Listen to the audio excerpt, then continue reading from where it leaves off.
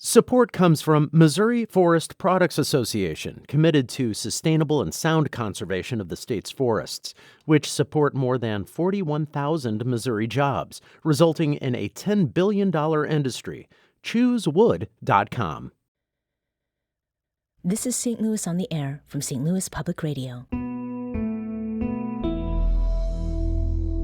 I'm Elaine Cha. We're going to talk about a very special new parent. His name is Murphy. He's 31 years old, and as a bald eagle, he spends his time at the World Bird Sanctuary in Valley Park, Missouri. As an eagle, he's naturally very territorial. But last month, keepers and visitors began noticing that this majestic bird of prey was doing something only prospective parents do. He kept very close to the ground, carefully covering and incubating an egg.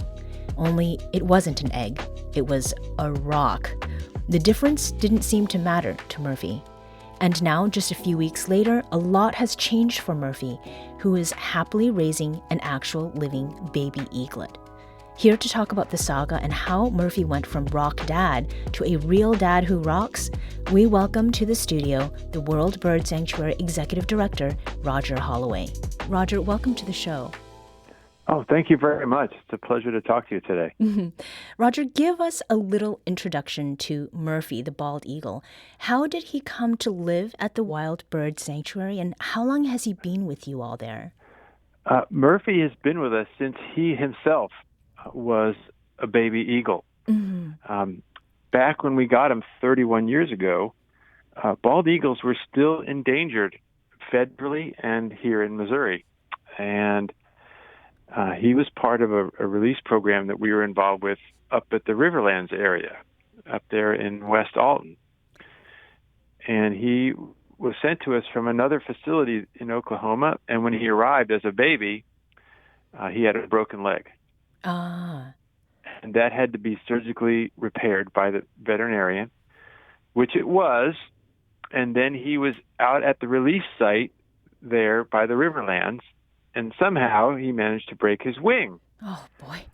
So before he was, even had his full flight feathers and had taken his full first flight, he had broken 2 bones, the poor thing. Oh, my goodness. So he's really been through a lot in his life already. Yeah. So with the wing fracture, it healed just fine. But sometimes if birds have fractures, right, especially at their elbow joint or shoulder, the joint can heal very well, but it will fuse. And that's how they lose then the full extension of the wing. And so that is what led Murphy to be a permanent resident. Okay. So otherwise, he would have been sent back out into the wild? Right. He would have just been basically raised in human care, but kept wild at a release site, and then, been out in the wild.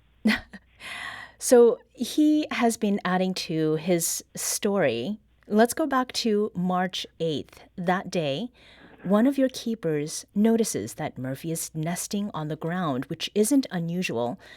As you've noted, he can't fly because of that injury from when he was a young eagle. But it turns out that he's not just sitting to relax. He's doing so with purpose and on a rock and incubating it like it was an egg. What happened then, Roger?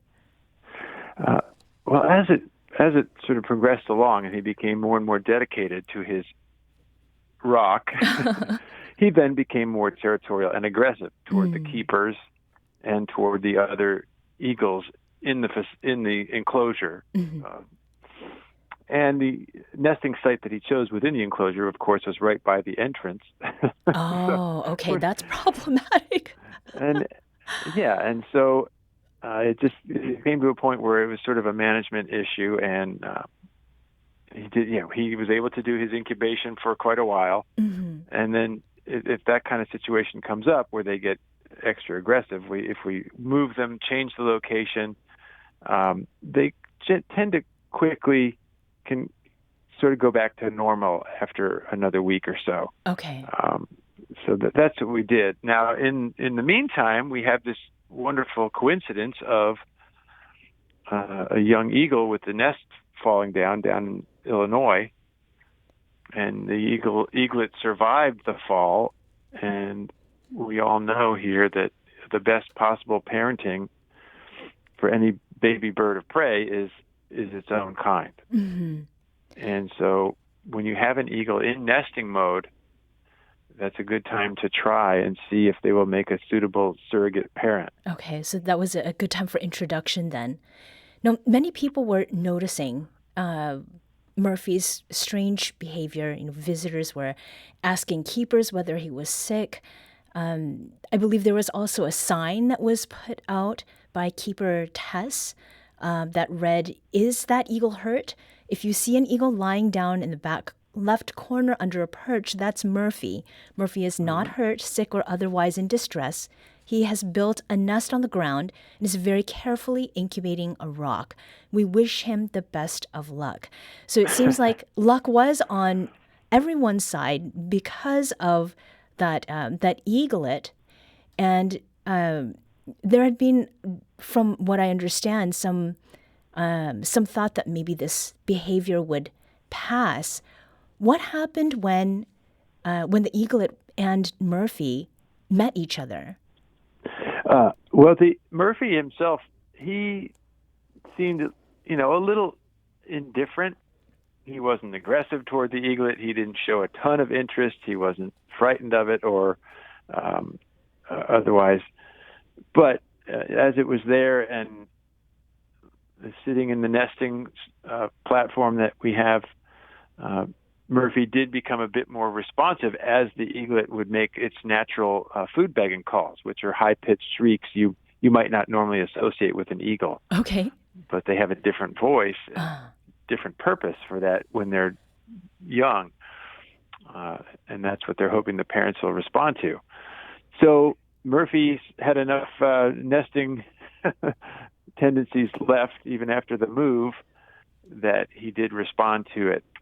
And it appeared as though, by looking at the food that was left, that one minute there was food there, the next minute the baby didn't have real full access to it because it wasn't quite big enough to move yet. Mm-hmm. Then the next minute, suddenly he has a full crop. And the crop is where birds have sort of a storage part of their throat. And you can see the crop bulges out when they've eaten a lot of food, and then they'll gradually push it down into their stomach. Ah, I see. So we knew right away that the eaglet had been fed. Okay. Murphy was standing there right next to it. So there was definitely some fatherly response to the food begging calls. Okay. Well, appreciate that visual description of where the food was being stored with this eaglet. We're speaking now with Roger Holloway, who's the executive director of World Bird Sanctuary, and we're discussing Murphy the bald eagle and his introduction to parenthood after having incubated a rock and being introed to an eaglet. Can you take us into what the introduction process was between Murphy and the baby? How did the baby get out of quote unquote baby jail? Oh, yeah. Well, it was just observing Murphy's behavior around the baby. And then we had the baby jail overtop the baby in the nesting platform. And when Murphy showed, just sort of taking it all in stride, didn't have any aggressive posture or vocalizations or behavior, then we took the baby jail off. Mm-hmm. And then the baby was just there, fully accessible. And so then there was constant observation throughout that day, and it all seemed just fine. Mm-hmm. No extreme behavior from either. So Dawn Grifford, who is the CEO of the World Bird Sanctuary, had said that she believed that this eagle and rock pairing was temporary. We mentioned that a little bit earlier. And she predicted that once Murphy's spring hormones have run their course, he'd get bored and move on to other activities. I mean, clearly that is not what happened. And you introduce the eaglet, and they seem to be getting on quite well. Why didn't he move on, Roger? Well, when it progressed on to something obviously beyond a rock, then you kind of, that's where we had the very close observation to see, okay, he was very parental with the rock and very territorial about it in his makeshift nest. Now, does that behavior translate to actual parenting skills? Mm-hmm. So that's what we were looking for, and Murphy showed that, certainly to some degree, where he didn't completely ignore the baby. He wasn't aggressive toward it, so that's good. He had enough activity with the rock, and then with a live baby, which is obviously the real thing. Right. You then see what his hormone parenting skills will do. What do from that point? After that. So we've been referring to the baby eagle just as, the baby eagle or the eaglet, but it is called 23-126. At what stage does an eagle in its position get a name, or is this like a C-3PO kind of situation? Right. Any of the patients coming through the hospital just get that number that corresponds to the calendar year and just the sequence in which they came in to the hospital. So there are birds that if they have a strange issue, they might get a nickname. They come into us a certain way. But typically we just try to keep it to a number and keep the naming to our permanent residents. Okay. Such as Murphy. Yeah. And Murphy has never lived in the wild, Roger. He spent 31 or 30 years not flying. What is it that happens when the eaglet needs to learn to fly? It will just be a gradual process where once that eagle, she can jump around, or he, and move from perch to perch, then she will go into a bigger enclosure. And then, he or she is a guess at this point. When they get a little bigger, we should be able to tell, as the female eagles are bigger than the males, and they grow up within about 4 months of when they hatch. So sometime June or July, we should be able to take more of a guess as to whether this is a he or a she. Okay. Because they're a little like puppies. They get these big feet that they don't know what to do with, and they have to grow into them. Sure. So at that point, when the baby has grown to the point where flying is something that the bird will need to do, am I understanding this correctly, that will be learned from other birds who are there at the sanctuary? Well, the eaglet will just because the feathers are going to grow in, it's going to flap the wings. It just instinctively will know what to do. We'll give it the bigger flight cage where there's a lot of space to go from perch to perch and get full extension of the wings. Okay. Several deep flaps, so the bird will learn how quickly and how it picks up speed and what it has to do to put the brakes on. Okay. Just like if you observe eagles in the wild, and there's quite a few eagle nests around the St. Louis area, when the babies are almost full grown, you will see them standing on top of the nest, and they're going to flap, and they're going to jump, do vertical jumps. And it's a very gradual process. A few flaps, they go up, they come back down. Sometimes, big wind comes along, like we had over the weekend, and they get blown out of the nest. So that does happen, but the flying part just very gradual. A vertical lift off the nest and then hover back down. They just have to learn what it means to be moving air with these wings and feel that resistance, and then they learn to master it as they keep going. Well, and over the weekend, eaglet 23-126 did have a bit of a rough time, almost in a strange sort of parallel to maybe the trouble that Murphy had.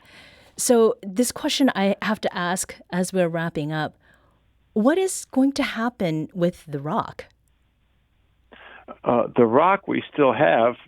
Somebody told me that they're going to auction it off because so many people are interested in it. I guess we'll see. But it would be fun. I mean, it's an interesting keepsake. It's not the first time it's ever happened either. We did have a pair of eagles that were permanent residents in the exhibit years ago, in the old exhibit. They too made a nest on the ground and had a rock to incubate. So there's some precedent there.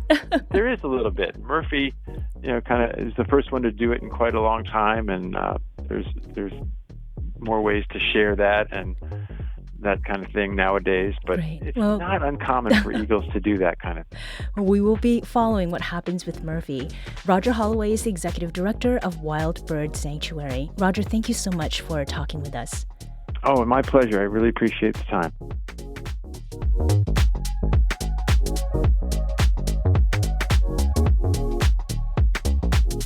This episode was produced by Danny Wissentowski, with audio engineering and podcast design by Aaron Dorr. Our production intern is Avery Rogers. Our executive producer is Alex Hoyer. St. Louis on the Air is a production of St. Louis Public Radio. Understanding starts here. Our podcast proudly supports St. Louis artists by using music from Life Creative Group.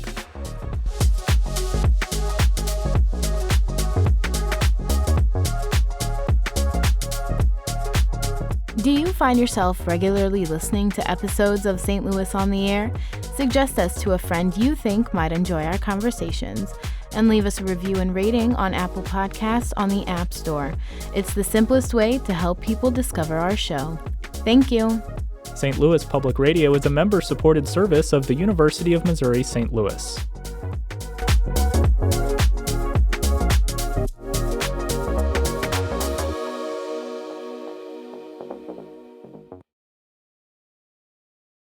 Support comes from the Missouri Forest Products Association, committed to conservation and careful management of the state's forests to make them more resilient and better habitats for wildlife. ChooseWood.com